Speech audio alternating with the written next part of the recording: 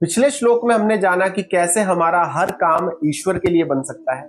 लेकिन क्या आप जानते हैं, आपने कभी सोचा है कि दुनिया में इतने सारे धर्म हैं, इतनी सारी पद्धतियां हैं, इतने सारे पूजा के तरीके क्यों हैं? कोई मूर्ति की पूजा करता है तो कोई निराकार को मानता है।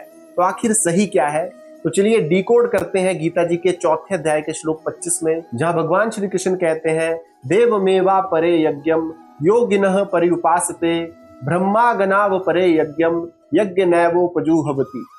अर्थात भगवान श्री कृष्ण अर्जुन से कहते हैं कि हे अर्जुन, कुछ लोग देवी देवताओं की पूजा करके और कुछ लोगों की सेवा करके उसे अपनी पूजा या ईश्वर की प्राप्ति समझ लेते हैं, और कुछ लोग अपने ज्ञान और अपनी साधना के द्वारा ही अपने आप को ईश्वर में विलीन कर देते हैं।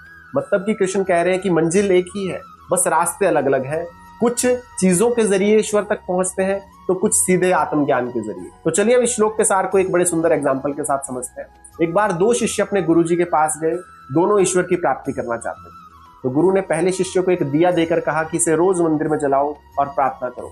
तो वो श्रद्धा के साथ रोज उस दीपक को जलाता, फूल चढ़ाता और मंदिर में सेवा करता। उसके लिए वो दिया की पूजा करना ही परमात्मा था। और दूसरे शिष्य को गुरु ने कहा कि तुम शांत बैठकर अपनी सांसों को महसूस करो और ये महसूस करो कि तुम्हारे भीतर जो ये चेतना, ये जो सांस है, वही पूरे ब्रह्मांड की शक्ति है। वो घंटों मौन रहकर ध्यान करता था और सालों बाद दोनों के पास एक जैसी शक्ति थी। तो जब वो गुरुजी के पास गए, उनसे मिले, तो पहले ने पूछा कि क्या मेरा बाहरी यज्ञ करना ज्यादा बड़ा था। दूसरे ने पूछा कि क्या मेरा आंतरिक यज्ञ करना, आंतरिक पूजा करना सबसे ज्यादा बड़ा था। तो गुरु ने मुस्कुराकर कहा कि जैसे प्यास बुझाने के लिए कोई कुएं के पास जाता है, कोई नदी के पास, वैसे ही तुम दोनों ने अलग अलग रास्ते चुने थे। एक ने देवताओं की शरण ली तो दूसरे ने अपने आप को ही ईश्वर में विलीन कर लिया। तो दोनों का समर्पण बराबर था, इसलिए दोनों सफल हुए।